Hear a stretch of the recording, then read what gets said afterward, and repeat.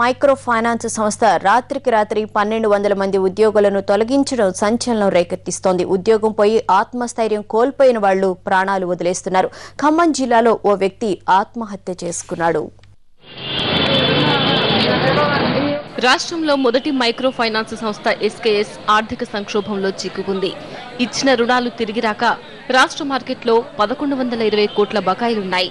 ప్రభుత్వం తెచ్చిన కొత్త మైక్రో ఫైనాన్స్ చట్టం సంస్థను మరింత కష్టాల్లోకి నెట్టిందనే వాదన వినిపిస్తోంది. ఇబ్బందుల నుంచి బయటపడేందుకు రాష్ట్రంలో 78 బ్రాంచ్లను ఎస్కేఎస్ మూసివేసింది. వాటిలోని 1200 మంది ఉద్యోగులు రోడ్డున పడ్డారు. ఉద్యోగం పోగొట్టుకున్న వారు దిక్కుతోచని స్థితిలో ఉన్నారు.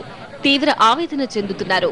ఖమ్మం జిల్లాలో 4 ఏళ్లుగా ఎస్కేఎస్ లో ఏజెంట్గా పనిచేసిన నాగేశ్వరరావు ఉద్యోగం పోయి ఆత్మహత్యకు పాల్పడ్డాడు.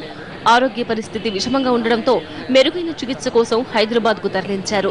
2 రోజులుగా చికిత్స పొందుతూ అతడు మరణించాడు. మైక్రో ఫైనాన్స్ లో గత 4 సంవత్సరాలుగా పనిచేస్తున్నాము. జరిగింది ఏంటంటే అకస్మాత్తుగా మాకు ఎటువంటి ఇన్ఫర్మేషన్ లేకుండా నైటే మాకు టర్మినేషన్ లెటర్ కొట్టి 25,000 సెటిల్మెంట్ తోటి తీసుకొచ్చి మా టేబుల్స్ పైన పెట్టి ఇప్పుడు మీకు టర్మినేషన్ జాబ్ పోయింది, మీరు వెళ్ళిపోండి అని ఒక నైట్ చెప్తే మాకు అన్యాయం జరిగింది. మాకు ఇప్పుడు మేము ఏం చేయాలి, మాకు న్యాయం చేయండి, నష్టపరిహారం కట్టించండి అని చెప్పినందుకు 1200 మందిని నిరభ్యంతరంగా జాబుల నుంచి తీసేసినందుకు మనస్తాపంతో 3 స్టాఫ్ ఇప్పటికీ చనిపోయారు. ఉద్యోగుల తీసివేతను ఎస్కేఎస్ సమర్థించుకుంది. చట్ట ప్రకారం తొలగించామని 2 నెలల ముందస్తు జీతంతో పాటు సర్వీస్ ప్రకారం కొంత నగదు కూడా ఇచ్చినట్లు చెబుతోంది.